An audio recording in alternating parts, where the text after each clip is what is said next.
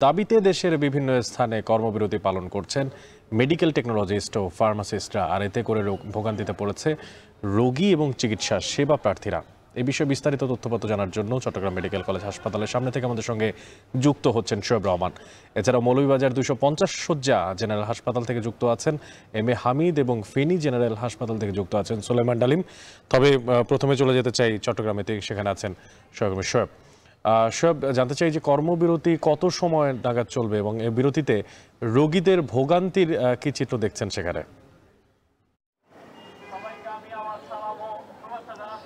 অনেক আপনি যেমনটি বলছিলেন যে সারা দেশেই মূলত মেডিকেল ফার্মাসিস্ট এবং টেকনোলজিস্ট যারা রয়েছেন তারা কর্মবিরতি পালন করছেন এবং এই কর্মবিরতি সকাল 9টা থেকে শুরু হয়েছে। সকাল 9টা থেকে শুরু হয়ে এই কর্মবিরতি চলবে সকাল 11টা পর্যন্ত, অর্থাৎ 2 ঘন্টার কর্মবিরতি কিন্তু তারা পালন করছেন। এবং এই কর্মবিরতিটি মূলত শুরু হয়েছে 26 তারিখ থেকে এবং 26 তারিখে তারা এর আগে কিন্তু স্মারকলিপি প্রদান করেছিলেন।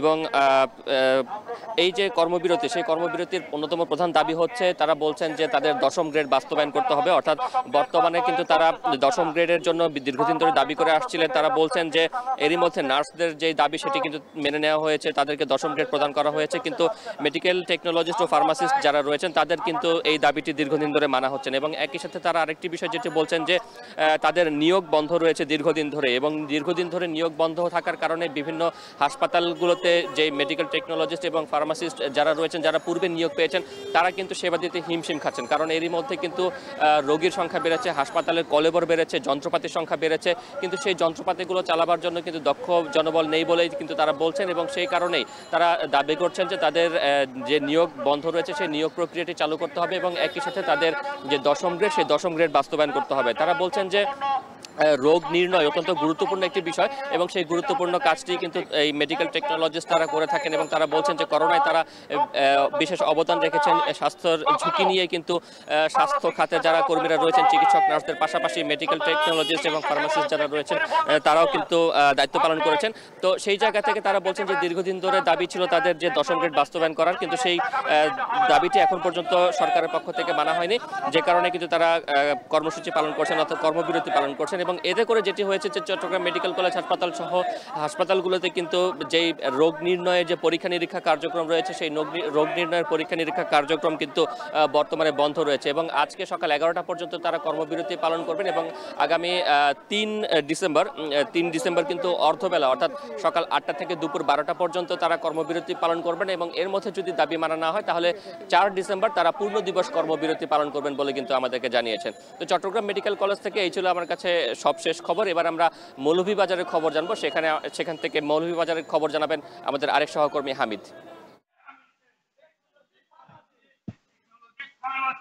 মৌলভীবাজার সদর হাসপাতালে সামনে দেখতে পাচ্ছেন মেডিকেল টেকনোলজি মেডিকেল ফার্মাসিস্টরা তাদের 10ম গ্রেড বাস্তবায়নের দাবিতে আন্দোলন করে যাচ্ছেন এবং তারা মুহুর্মুহু স্লোগান দিচ্ছেন এবং তারা বলছেন যে যদি তাদের দাবিগুলো মেনে না হয় তাহলে তারা কিন্তু কঠোর আন্দোলনের দিকে যাবেন। ইতিমধ্যে তারা 96 ঘন্টার একটি কর্মসূচি পালন করেছিলেন নভেম্বরে এবং সেখানের পরে 3 দিনের কর্মসূচি দেওয়া হয়েছে এবং এই 3 দিনের কর্মসূচির মধ্যে আজকে ছিল 2 ঘন্টা কর্মবিরতি, অর্থাৎ 9টা থেকে 11টা পর্যন্ত তারা কর্মবিরতি পালন করছেন। এবং তাদের এই দাবিগুলো যদি মেনে না নেওয়া হয় তাহলে তারা আগামী 3রা ডিসেম্বর অর্ধ দিবস কর্মসূচি পালন করবেন, অর্থাৎ সকাল 8টা থেকে দুপুর 12টা পর্যন্ত। এবং এর পরবর্তীতে 4টা ডিসেম্বর তারা পূর্ণ দিবস কর্মবিরতি পালন করবেন। কর্মবিরতি পালনের মধ্য দিয়ে যদি তাদের দাবিগুলা মেনে নেওয়া না হয় তারা পূর্ণাঙ্গ কর্মবিরতিতে যাবেন। তারা বলছেন যে ইতিমধ্যে ডিপ্লোমা কৃষিবিদ, ডিপ্লোমা নার্স এবং ডিপ্লোমা ইঞ্জিনিয়ার যারা রয়েছেন তারা কিন্তু 11তম গ্রেড থেকে 10ম গ্রেডে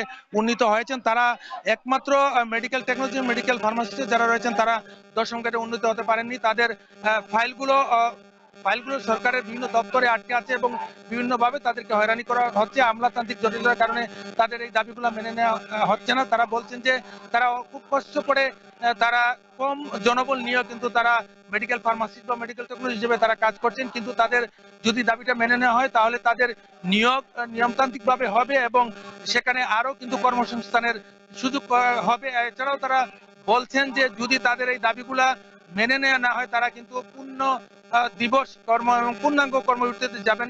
আজকের এই কর্মবিরতির কারণেই কিন্তু আমি বিভিন্ন জায়গা ঘুরে দেখেছি, এক্সরে সহ অন্যান্য যে জায়গাগুলো আছে, বিশেষ করে ফার্মেসি যেগুলো আছে, সেখানে শত শত লোক ভিড় জমাচ্ছেন। তারা সেখান থেকে সেবা নিতে পারছেন না। তারা বলছেন যে যদি এভাবে চলতে থাকে তাহলে তারা সমস্যার মধ্যে পড়বেন, এবং তারা অনেকেই বলছেন যে তাদের এই দাবিগুলো যদি মেনে নেওয়া হয় তারা হয়তো কর্মক্ষেত্রে স্বাভাবিকভাবে কর্মসূচি পালন করবেন। এ ছিল আমার কাছে মৌলভীবাজার থেকে ফার্মাসিস্টের এবং মেডিকেল টেকনোলজিদের সর্বশেষ খবর। এই মুহূর্তে ফেনীতে আছেন সহকর্মী ডালিম, আমরা তার কাছে চলে যাব সেখানকার খবর জানার জন্য।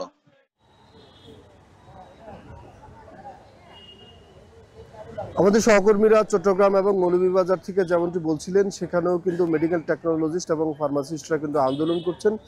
তেমনিভাবে ফেনীতে যারা মেডিকেল টেকনোলজিস্ট এবং ফার্মাসিস্ট রয়েছেন তারা কিন্তু সকাল 9টা থেকেই আন্দোলন করছেন, এবং তারা কিন্তু তাদের যে কর্মক্ষেত্র থেকে এসে কিন্তু তারা হাসপাতালের সামনে অবস্থান নিয়েছেন।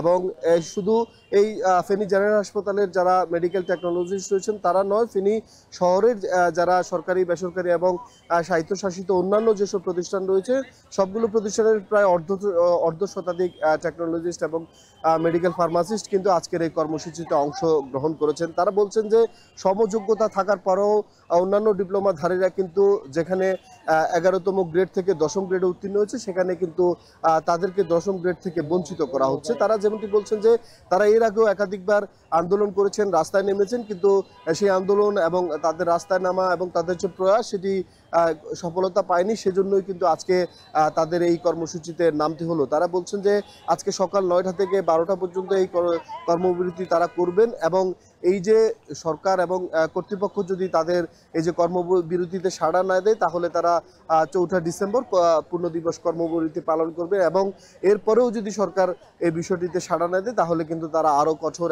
এবং কঠিন কর্মসূচি দিবেন বলে তারা মনে করছেন। তারা বলছেন যে বৈষম্যহীন বর্তমান যে সরকার, অন্তর্বর্তীকালীন সরকার, এই সরকারের উচিত হবে তাদের উপর যে বৈষম্য করা হচ্ছে সেই বৈষম্য থেকে তাদেরকে মুক্তি দেওয়া এবং তাদের যে যোগ্যতা রয়েছে সেই যোগ্যতার আলোকে তাদেরকে পদায়িত করা। আমরা দেখেছি যে হাসপাতালগুলোতে জনবল সংকট রয়েছে, তারপরেও কিন্তু মেডিকেল টেকনোলজিস্ট এবং ফার্মাসিস্টরা তাদের সেবা দিয়ে যাচ্ছেন। তারা বলছেন যে কম জনবলেও তারা যে আন্তরিকতার সাথে সেবা দিয়ে যান সেই বিষয়টি বিবেচনা করে তাদেরকে তাদের যে দাবি 10ম গ্রেড সেই 10ম গ্রেড দেওয়া উচিত। আমরা দেখেছি সকাল থেকেই এক্সরে এবং বিভিন্ন পরীক্ষার যেসব কর্মকাণ্ড রয়েছে সেসব কর্মকাণ্ডে কিন্তু বিঘ্ন ঘটেছে এবং সাধারণ রোগীরা কিন্তু এই সেবা থেকে বঞ্চিত হয়েছে এই সময়টায়। এই ছিল আমাদের কাছে ফেনী থেকে সর্বশেষ।